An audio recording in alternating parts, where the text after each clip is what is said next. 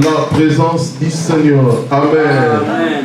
Bien-aimés, que Dieu vous bénisse. Merci d'être là encore pour célébrer Jésus-Christ, pour adorer notre Dieu dans ce grand programme que nous souffrons aujourd'hui de la Pentecôte 2023. Comme vous avez vu les affiches sur les réseaux sociaux, on a marqué « Vive la Pentecôte 2023 ». Bien-aimés, aujourd'hui, nous rendons encore de multiples actions de grâce à ce grand Dieu qui a permis que nous puissions arriver à la Pentecôte 2023.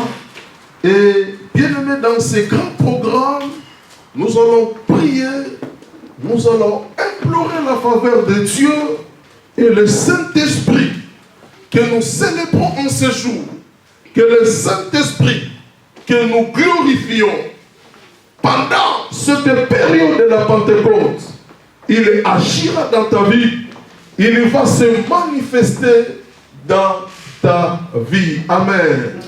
Bien-aimés, laissez-moi encore saluer tous ceux qui nous suivent sur YouTube. Que le Seigneur vous bénisse. Continuez à s'abonner si votre chaîne, on a atteint 1000 abonnés. Que Dieu vous bénisse.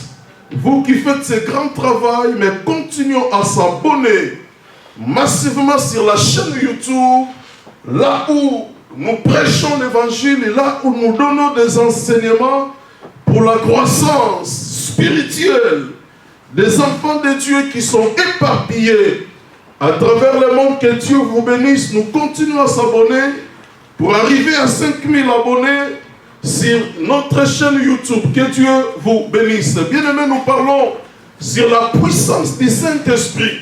Et bien-aimés, avant de commencer, je vais vous étaler un chemin.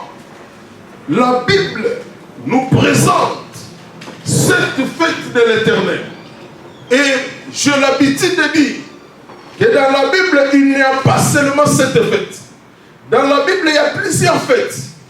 Mais nous, l'Église, nous célébrons cette parce que cette fête que nous avons retenue, que en théologie nous avons retenue, parce que c'est cette fête que Dieu avait initiée. C'est cette fête que Dieu a proposée à l'Église. Le reste des fêtes, l'Église, nous ne mettons pas l'accent là-dessus. Parce que c'est des fêtes inventées par les hommes. C'est des fêtes proposées par des humains.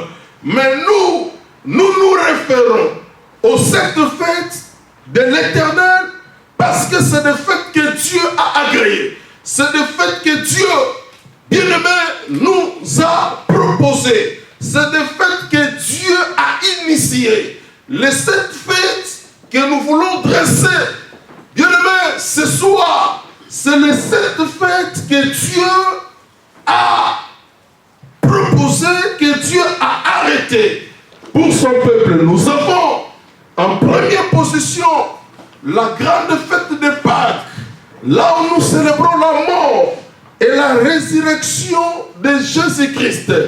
En deuxième position, nous avons la fête des pains sans levain. En troisième position, nous avons la fête des prémices. En quatrième position, c'est la fête que nous commençons à célébrer aujourd'hui. Nous continuons jusqu'à dimanche. On l'appelait, bien-aimé, chez les Hébreux, la fête des semaines.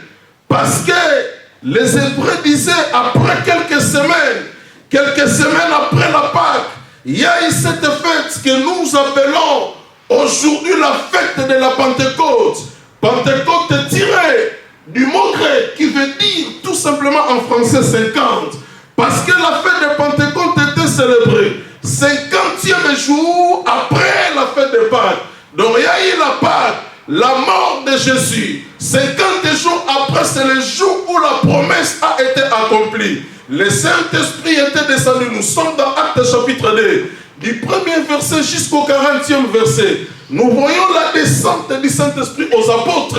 Et nous célébrons la fête de la Pentecôte qui est l'arrivée du Saint-Esprit sur les apôtres, en même temps, un événement aussi que nous appelons la naissance de l'Église. Et l'Église était née à Jérusalem. Ce jour-là, avec 3120 personnes qui ont commencé à se réunir pour adorer Jésus.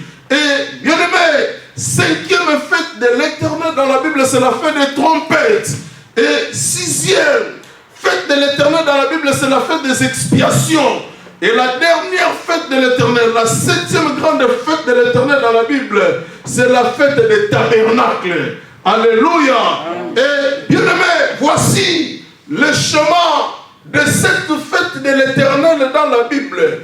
Et aujourd'hui, bien aimé, nous célébrons, nous commençons à célébrer la fête de la Pentecôte, la venue du Saint-Esprit. L'homme qui est à l'honneur, lorsque nous parlons sur cette fête, c'est le Saint-Esprit. Et pour la Pentecôte 2023, nous sommes en train de parler sur la puissance du Saint-Esprit. Mais bien aimé, pour introduire déjà le message que nous sommes en train de prêcher en ce jour de la Pentecôte, en ce jour où nous ouvrons ces activités, nous ouvrons ces festivités sur la Pentecôte.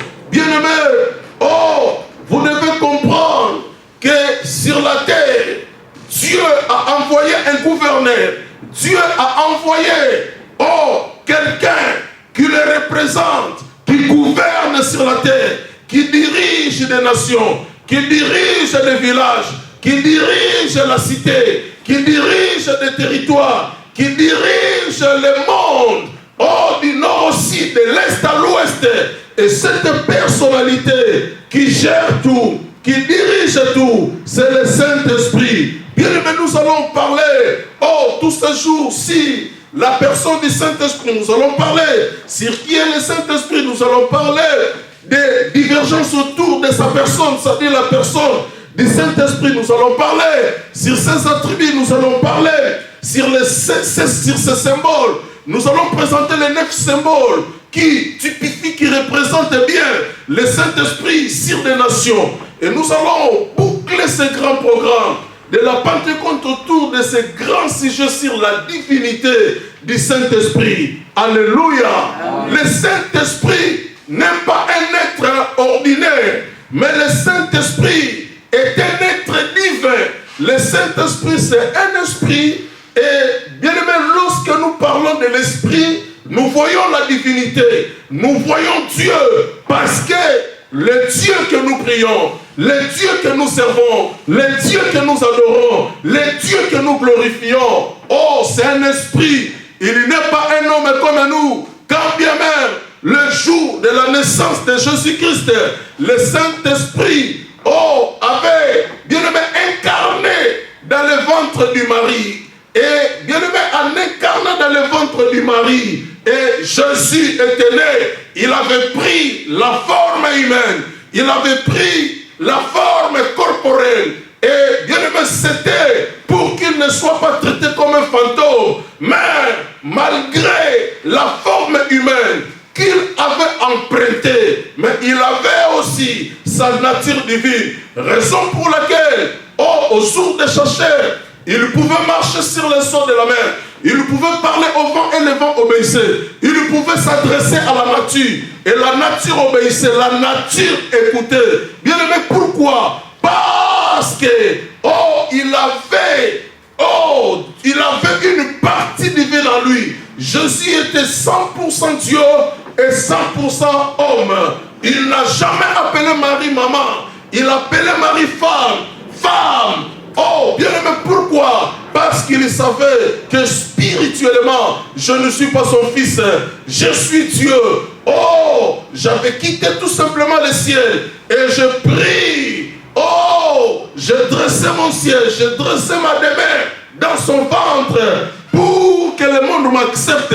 S'il tombait comme ça du ciel, bien aimé dans le Seigneur, les gens n'allaient pas accepter. Comment quelqu'un qui vient comme ça, on ne connaît pas son origine, on ne connaît pas son père, on ne connaît pas sa mère. Et pour éviter toutes ces polémiques autour de son arrivée sur la terre, lorsqu'il va se présenter comme étant Dieu, parce qu'il pardonnait les péchés, parce qu'il guérissait les malades, il ouvrait les yeux des aveugles. Bien-aimé, tout cela, il ressuscitait les morts. Tout cela, oh, bien-aimé, pour que les polémiques soient, oh, moindres, soient faibles, la fallie, oh, qu'il sorte d'un ventre, oh, d'une femme. Bien-aimé, et nous voyons que tout ce qu'il avait fait sur la terre, c'est parce que le Saint-Esprit l'accompagnait, le Saint-Esprit le guidait, le Saint-Esprit l'assistait. Le représentant de Dieu sur la terre,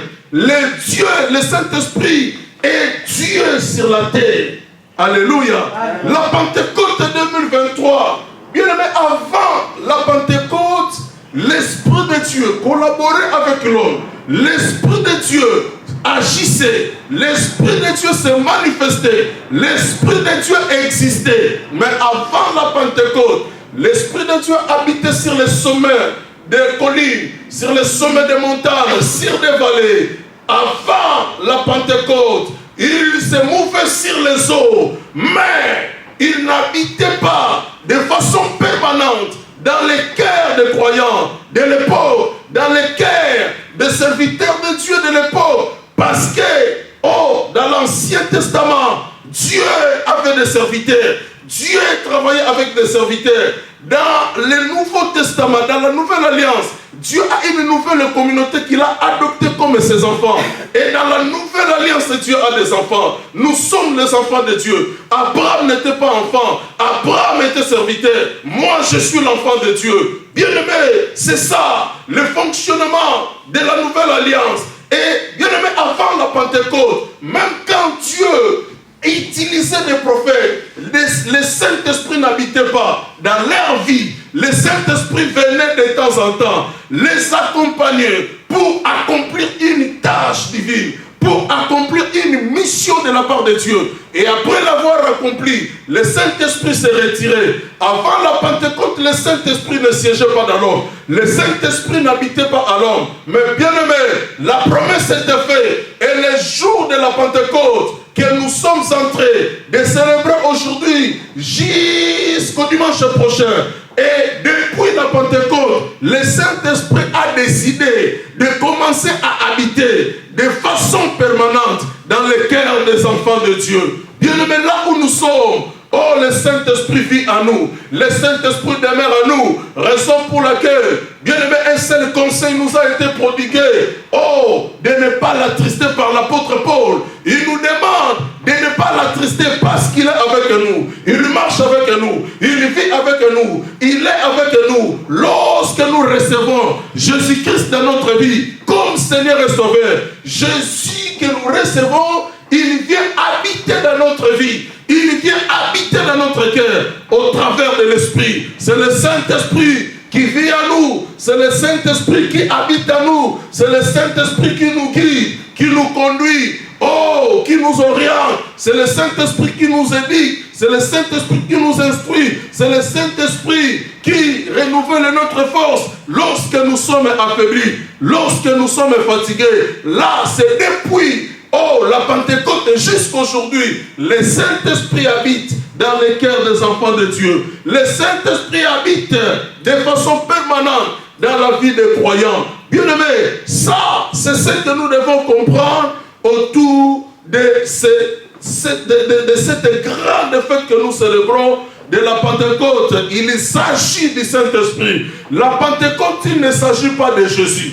La Pentecôte, il s'agit du Saint-Esprit de Dieu. C'est lui, oh, qui est la star. C'est lui, oh, qui est la grande vedette que nous célébrons. C'est lui la superstar. Oh, c'est lui l'héros. C'est lui, oh, la personnalité la plus importante lorsque nous célébrons la Pentecôte. Alléluia. La puissance du Saint-Esprit. Oh, c'est notre thème que nous sommes en train de célébrer en ce jour de la Pentecôte. Bien-aimés dans le Seigneur, on a beaucoup de choses à dire. Si le Saint-Esprit, on a beaucoup de choses à traiter sur le Saint-Esprit. Bien-aimés, c'est vraiment une semaine où nous serons vraiment enrichis par l'Éternel. c'est vraiment une semaine où nous serons vraiment équipés par Dieu. C'est vraiment une semaine, bien-aimée, qui nous fera du bien. Une semaine qui nous apportera plus d'éclairage, plus de lumière, parce qu'il s'agit du Saint-Esprit, parce qu'il s'agit de l'Esprit de Dieu. Oh, l'Esprit de la promesse. Oh, l'Esprit qui guide. Oh, l'Esprit de la révélation. Oh, l'Esprit de la sagesse. L'Esprit d'intelligence. C'est le Saint-Esprit que nous sommes en train de célébrer aujourd'hui. Alléluia. Bien aimé, même Jésus sur la terre, il avait besoin du Saint-Esprit. Jésus sur la terre, si nous lisons Actes chapitre 10, le verset 38, l'apôtre Paul nous relate un peu la vie de Jésus sur la terre. Et bien aimé, la Bible dit dans Actes 10, 38 que Jésus, pendant qu'il était encore là sur la terre, le Saint-Esprit le fortifiait, le Saint-Esprit le guidait, le Saint-Esprit l'assistait. Et il a opéré beaucoup de miracles, il a fait beaucoup de prodiges. Pourquoi? Parce que l'Esprit de Dieu était avec lui. Amen. L'Esprit de Dieu était avec lui. Bien-aimé, tout enfant de Dieu a besoin du Saint-Esprit. Tout enfant de Dieu a besoin de l'Esprit de Dieu dans sa vie. Tout enfant de Dieu a besoin du Saint-Esprit. Lorsque le Saint-Esprit arrive dans notre vie change. Acte chapitre 2, le verset au premier jusqu'au verset 40. Mais nous allons lire à la maison. Jésus était monté au ciel. Nous venons récemment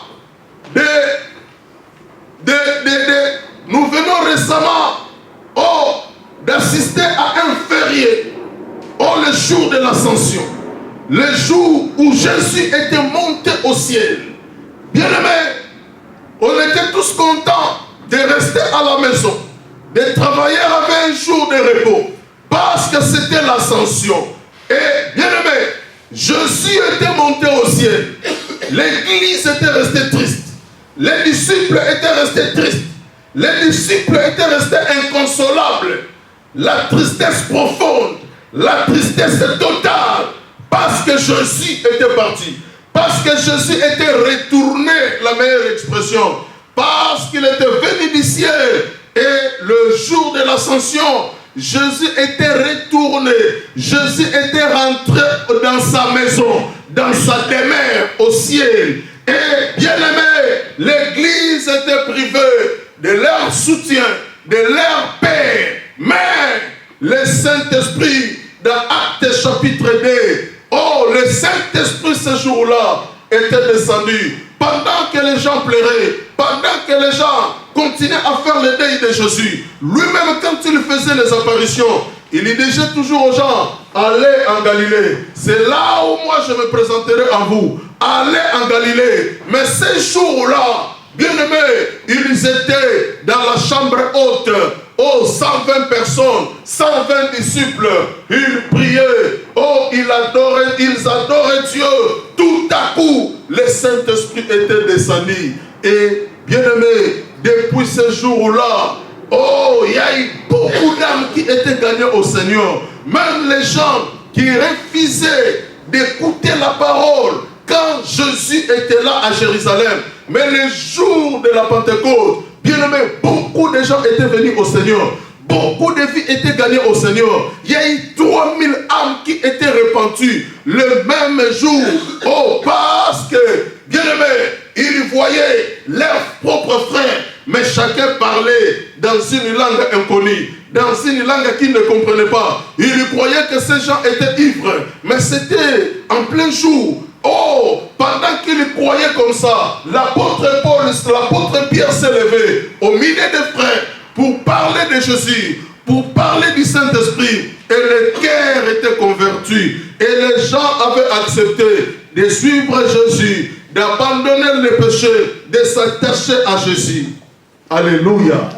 Bien aimé, aujourd'hui, nous voulons voir vraiment qui est ce Saint-Esprit. Qui est le Saint-Esprit?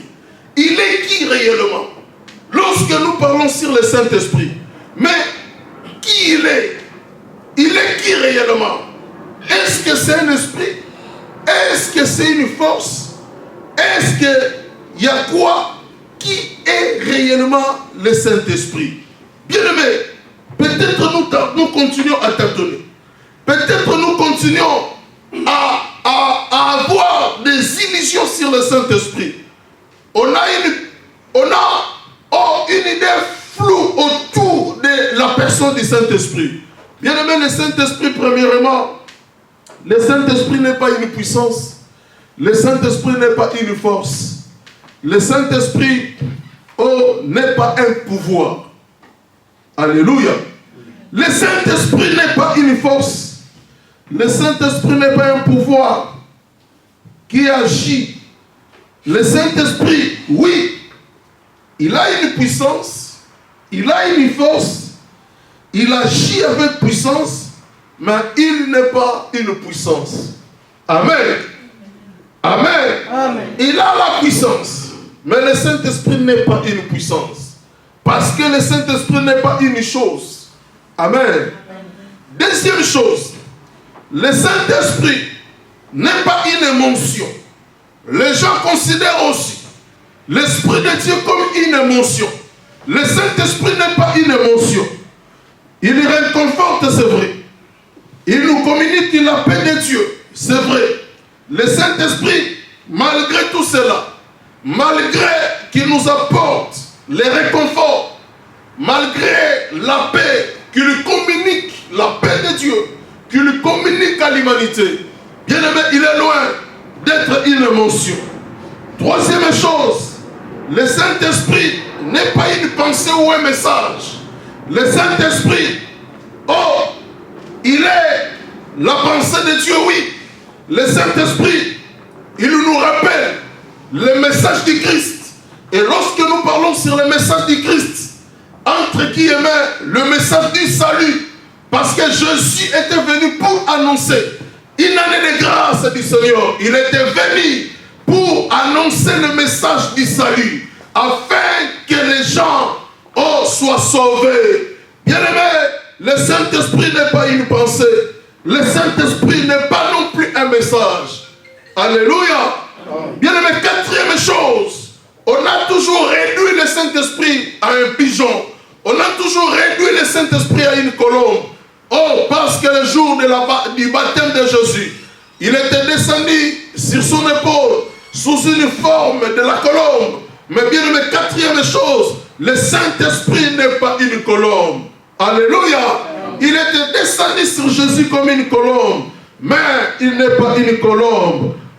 Le Saint-Esprit, bien aimé, bien qu'il est doux, bien qu'il est tendre comme une colombe, bien qu'il est sensible, mais le Saint-Esprit n'est pas une colombe. Lorsque nous allons traiter le symbole du Saint-Esprit, nous allons essayer de déchiffrer la pensée de Dieu autour de ce symbole pour comprendre c'était quoi le message caché que Dieu a voulu révéler à l'humanité. Cinquième chose, le Saint-Esprit n'est pas un vent. Parce que si nous lisons Jean chapitre 3, Jésus a dit le vent souffle de partout. Nous entendons le bruit du vent, mais nous ignorons d'où il est venu et où il se dirige. Nous n'avons pas de questions à toutes ces réponses-là. D'où vient le vent? Mais il se dirige où? On attend le vent, ça souffle de partout, mais on a du mal à donner une explication réelle, une explication nette que le vent que nous entendons vient de l'Orient et cela se dirige en Occident. Bien aimé, on a du mal à comprendre tout cela. Le Saint-Esprit, n'est pas un vent. Il se déplace, oui, comme un vent. Le Saint-Esprit est partout à la fois. Nous allons traiter ses attributs. Le Saint-Esprit est partout à la fois. Il se déplace, il se bouge, comme du vent. Mais il n'est pas un vent. Alléluia. Sixième chose, le Saint-Esprit n'est pas de l'eau. Jésus a dit, si quelqu'un a soif, qu'il vienne boire. Des sources qu'il vienne boire. Bien-aimé dans le Seigneur, malgré Jésus, faisait allusion au Saint-Esprit. Bien-aimés dans le Seigneur, que lorsque nous recevons Christ, c'est le Saint-Esprit qui vient habiter en nous. Et lorsque le Saint-Esprit habite en nous, Christ a dit des fleuves d'eau vive couleront, bien-aimés, sur nous. Malgré cela, ce n'est que des symboles, mais le Saint-Esprit n'est pas de l'eau. Il vient pour apaiser notre soif spirituelle, mais il n'est pas de l'eau. Septième chose, le Saint-Esprit n'est pas le feu. Oh, bien-aimés dans le Seigneur, parce qu'il y a des gens qui pensent aussi que le Saint-Esprit, oh, bien-aimé, est le feu. Le Saint-Esprit, oui, il agit, oh, comme le feu. Il produit le feu. Il est le feu de Dieu, mais il n'est pas le feu. Il a le feu. Oh, bien-aimé dans le Seigneur, il produit ce feu, mais il n'est pas le feu. Bien-aimé, il y a trois vérités clés qui différencient même le christianisme des autres religions. Je vais vous le dire. Il y a trois choses que nous devons retenir. En tant que chrétiens, il y a trois choses qui nous différencient. Nous qui sommes chrétiens et les gens des autres religions. Bien aimé, la première des choses qui nous différencie de toutes les autres religions, c'est la croix. La base du christianisme, c'est d'abord la croix. On ne parlera pas du christianisme en sautant la croix. Parce que le christianisme a commencé à la croix. C'est à la croix qu'un Dieu avait donné sa vie pour sauver une race, pour sauver une génération, des hommes oubliés, des hommes abandonnés, des hommes marginalisés, des hommes négligés. Oh, on a eu la grâce, on a eu le privilège de pénétrer dans des maisons de rois, d'être reçus par des autorités, d'être honorés, d'être respectés grâce à l'œuvre que Jésus avait fait sur la croix. C'est ce jour-là sur la croix, il nous a transféré le pouvoir, il nous a transféré l'autorité en écrasant la tête du serpent. Il nous donne la domination sur les nations, il nous donne la domination sur le monde. Donc nous sommes sur le monde, oh pour régner, oh pour diriger, oh pour assujettir. Il dit, oh la terre, il a donné la terre, bien aimé, au Fils des eaux. Il nous a donné la domination de la terre. Et lors de la création de l'homme, il dit, oh, d'assujettir la terre et de dominer tout sur tout ce qui se met sur la terre. Bien aimé, et sur la croix, il y a eu le transfert du pouvoir, il y a eu le transfert de l'autorité. Jésus était monté sur la croix, il a obtenu une victoire, mais lui n'a pas, oh, pu s'encaparer de cette victoire. Il confie cette victoire à l'église. Et Jésus est le vainqueur, mais l'église n'est pas le vainqueur, mais l'église est plus que vainqueur. Bien aimé dans le Seigneur, c'est-à-dire la première des choses qui démarque le christianisme des autres religions, c'est la croix. Nous, cette vie a été conçue à la croix. Cette vie a été bâtie à la croix. Cette vie, on l'a obtenue à la croix. Tout ce que nous manifestons aujourd'hui, comme pouvoir sur des esprits maléfiques, comme force, on a acquis cela à la croix. Alléluia. Amen. Et la deuxième chose, bien aimé, qui différencie le christianisme des autres religions, c'est le Saint-Esprit. Nous avons le Saint-Esprit. Et la Bible dit, l'esprit que vous avez reçu n'est pas un esprit de la timidité, n'est pas un esprit de paix, pour que vous continuiez, pour que vous puissiez demeurer, oh, dans la honte. Mais vous avez reçu, oh, non un esprit de la servitude, mais un esprit de force, un esprit, oh, d'autorité. À travers de cet esprit, on peut crier Abba Père. Alléluia. Abba, c'est un mot araméen qui veut dire tout simplement en français source ou origine. Alléluia. Le Saint-Esprit, c'est la deuxième des choses qui différencie le christianisme, qui différencie notre église, notre position, oh, spirituelle avec les autres religions. Bien-aimés, oh, en Israël, il y a eu des pharisiens et il y a eu des sadducéens. Des pharisiens, c'était des gens qui croyaient à l'esprit, qui croyaient, oh, à la puissance, qui croyaient à l'onction, mais malgré cela, il y a eu aussi à côté des sadducéens, oh, une tendance spirituelle qui niait le Saint-Esprit, qui niait la guérison, qui niait la résurrection des morts, qui niait l'opération des miracles, qui niait des manifestations de l'esprit. Et bien aimé, ça, c'est ce que je dis, la deuxième des choses qui nous différencie des autres religions, c'est le Saint-Esprit. Nous avons le Saint-Esprit. Oh, lorsque bien aimé dans le Seigneur, nous marchons pendant la nuit, le Saint-Esprit nous surveille. Le Saint-Esprit nous protège. Le Saint-Esprit nous sécurise. Et la troisième chose qui différencie le christianisme des autres religions, c'est le royaume surnaturel et le royaume invisible. Nous croyons à ces royaumes invisibles. Bien-aimés, nous sommes sur la terre, mais nous ne sommes pas de la terre. Nous sommes dans le monde, mais nous ne sommes pas du monde. Nous avons, nous, un royaume spirituel, un royaume invisible. Jésus a dit dans Matthieu 6,33 que cherchez premièrement ce royaume, le royaume invisible, le royaume surnaturel. Et lorsque quelqu'un gagne Christ, il abandonne tout, il suit Jésus en étant sur la terre, mais il vit dans ce royaume surnaturel. Il vit dans ce royaume spirituel. Et dans ce royaume, quand il déplace, même si tu ne vois pas, les anges t'accompagnent. Les anges sont avec toi. La Bible dit l'ange de l'Éternel campe tout autour de ceux qui les craignent. Et il les arrache du danger. Le Saint-Esprit, oh, lorsque nous le recevons, bien aimé, cela amène les anges tout autour de nous. Quand nous dormons la nuit, bien aimé, oh, je vous encourage toujours de prier. Mais en tant qu'enfant de Dieu, même si tu dors la nuit sans prier, les anges sont là. Amen. Amen. Les anges sont là. L'Esprit de Dieu est avec toi. L'Esprit de Dieu est dans ta vie. Alléluia. Bien aimé, pourquoi tu as peur? Amen. Qui est le Saint-Esprit? Qui est le Saint-Esprit? Le Saint-Esprit n'est pas tout cela. Mais le Saint-Esprit est qui? Le Saint-Esprit, bien aimé, pour faire court, le Saint-Esprit est Dieu. Amen. Amen. Le Saint-Esprit est Dieu. Lorsque je dis le Saint-Esprit est Dieu, il est Dieu majuscule. Il est Dieu en majuscule. Amen. Il est Dieu. Il a tous les attributs de Dieu. Il a l'autorité de Dieu. Il a le pouvoir de Dieu. Oh, il a existé à la création. Amen. Il a existé à la création. Lorsque le monde, oh, bien-aimé, était créé, lorsque la création se faisait, l'Esprit de Dieu était là. Il est Dieu créateur. Il est le Seigneur des Seigneurs. Le Saint-Esprit, oh, bien-aimé dans le Seigneur, est Dieu. Amen. Amen. Le Saint-Esprit, oh, bien-aimé dans le Seigneur, est Dieu. Le Saint-Esprit est Dieu.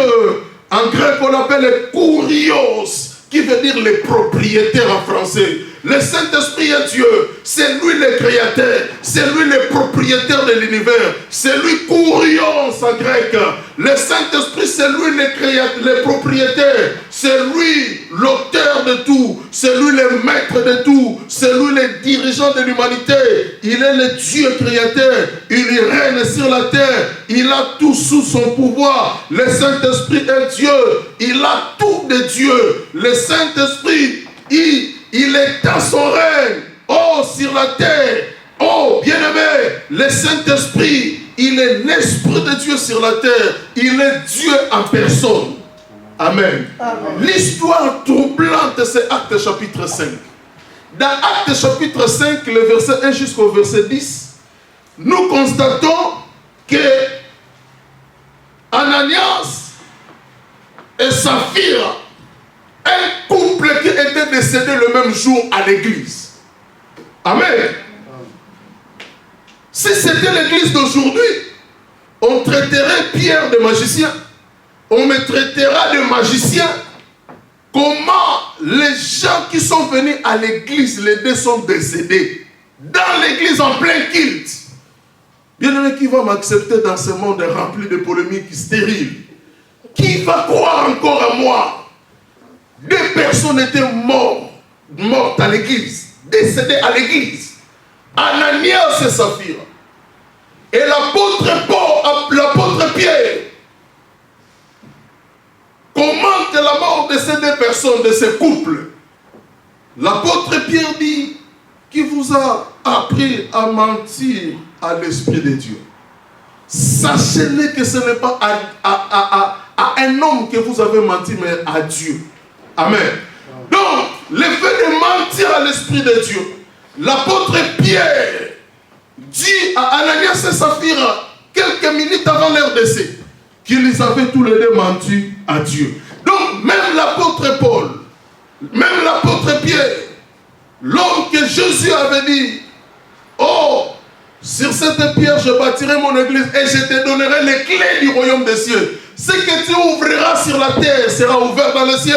Et ce que tu fermeras sur la terre sera fermé dans les cieux. C'est-à-dire l'homme qui avait reçu l'autorité de la part du Seigneur. Et cet homme-là, il nous donne une information que le Saint-Esprit est Dieu. Lui, il a vécu avec Christ. Il a vécu avec Jésus. Et Jésus était monté au ciel. Lui, il était resté avec les 120 dans la chambre haute. Il a vu quand le Saint-Esprit était descendu sur lui. Lui, impéré. Il était transformé ce jour-là. Il a eu le courage d'affronter la masse pour parler de Jésus.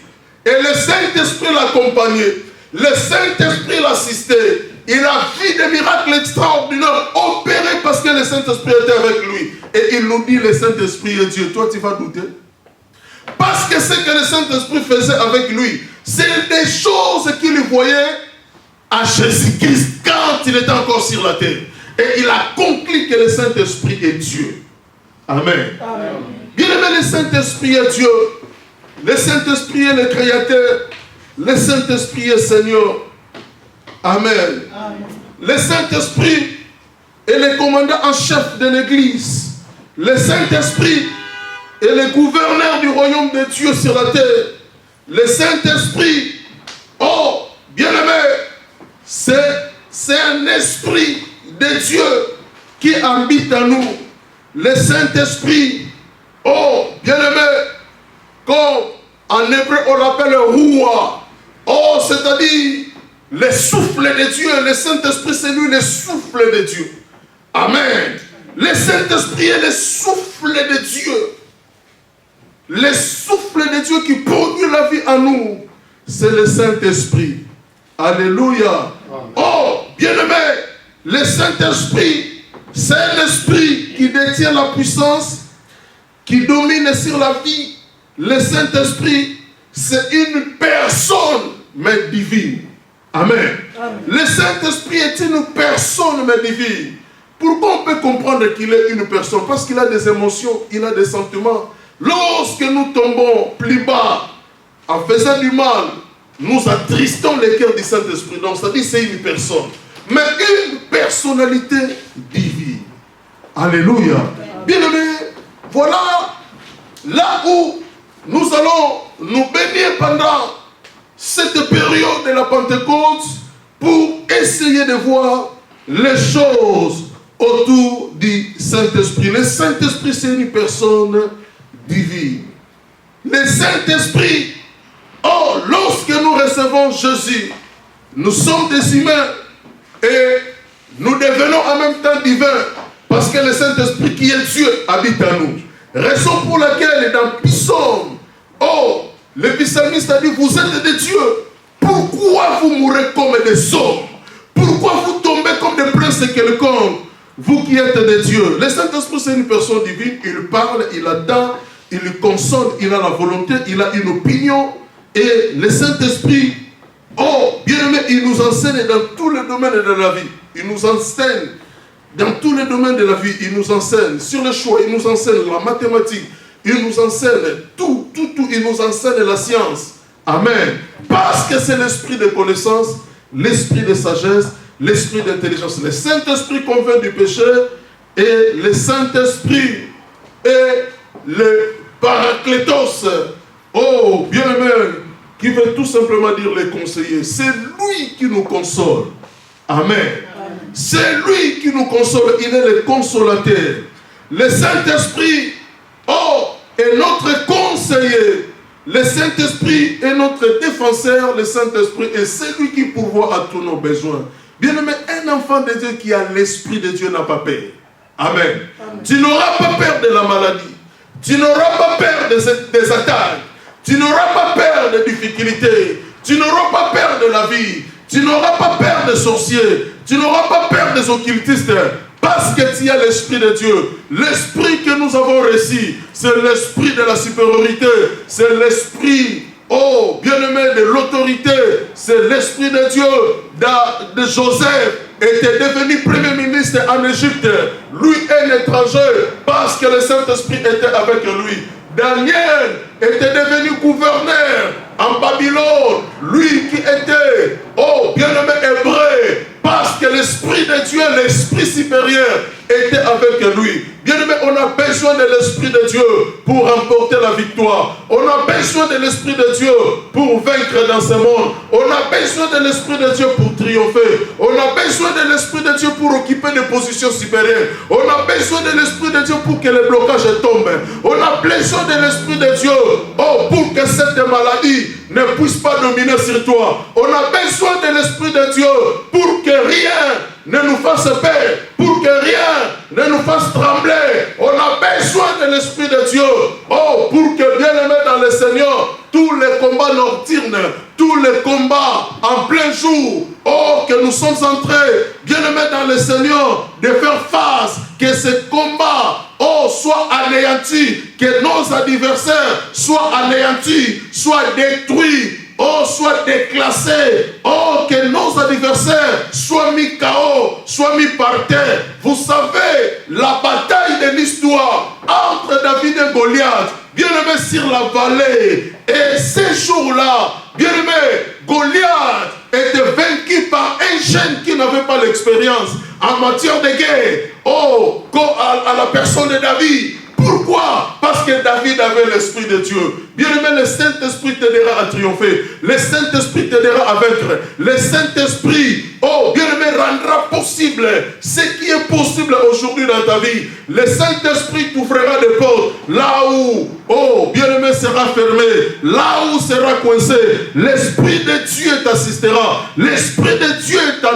t'aidera. Oh, pour vivre, bien-aimé, sur cette terre. Oh, dans l'attitude dominante, dans l'attitude de la domination, on a besoin de l'Esprit de Dieu. Sans le Saint-Esprit, on est nul. Sans le Saint-Esprit, on n'avancera pas. Sans le Saint-Esprit, on ne fera rien. Sans le Saint-Esprit, on ne fera pas trembler les nations. Sans le Saint-Esprit, rien ne marchera dans notre vie. Alléluia. Bien-aimé, oh, celui qui a l'Esprit de Dieu n'aura pas peur de magiciens, n'aura pas peur des sorciers, n'aura pas peur des occultistes, parce que nous avons l'Esprit de Dieu. Amen. Amen. Parce que nous avons l'Esprit de Dieu. Je m'arrête un jour à l'arrêt de bus, j'attends. Oh, bien aimé mon bus, les taxis arrivent. Oh, bien aimé dans le Seigneur, je veux monter pour payer mon argent. Le taximan a dit, toi tu ne monteras pas dans ma voiture. Je ne connais pas la personne. Je ne connais pas le monsieur. Il a refusé. Oh, il a arrêté. Bien aimé sa voiture. Parce que j'étais là, j'attendais. Bien aimé, j'ai arrêté le taxi. Le monsieur s'arrête. Mais il me refuse. Il lui dit, toi tu ne monteras pas. Bien aimé, les gens qui étaient tout autour n'avaient pas compris. Et les autres personnes ont profité. Et bien aimé, je suis resté. Bien aimé, mais j'ai compris. Pourquoi il peut refuser? Pourquoi? Oh, pourquoi? Pourquoi? Bien aimé dans le Seigneur, tous ceux qui marchent sur la terre ne sont pas des hommes normaux comme nous. Il y a des esprits aussi maléfiques qui agissent en taximan, qui se transforment, bien aimé dans le Seigneur, oh, au pilote de l'air, pour faire leur mission.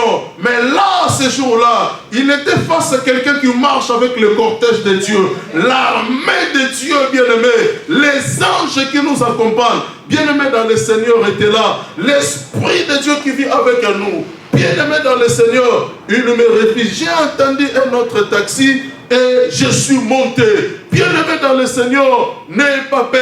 Même si rien ne marche dans ta vie, même si tu ne vois pas le progrès, même si tu ne vois pas l'évolution, même si tu ne vois rien, même si les autres avancent, toi tu vois qu'il n'y a pas un progrès, qu'il n'y a pas, oh, bien-aimé, même les indices de quelqu'un qui réussira demain. Bien-aimé, tant que tu as l'Esprit de Dieu, tu réussiras. Tant que tu as l'Esprit de Dieu, bien-aimé dans le Seigneur, personne ne te fera tomber. Tant que tu as l'Esprit de Dieu, bien-aimé, tu vaincras. Oh, tu seras combattu, mais tu vas vaincre. Parce que la Bible dit, ils viendront par un seul chemin, mais l'Esprit de l'Éternel les fera fuir par sept chemins. L'Esprit de Dieu, la Bible dit, votre adversaire viendra comme un fleuve, mais l'Esprit de l'Éternel le mettra en fuite. Bien-aimés, on a besoin de l'Esprit pour vaincre.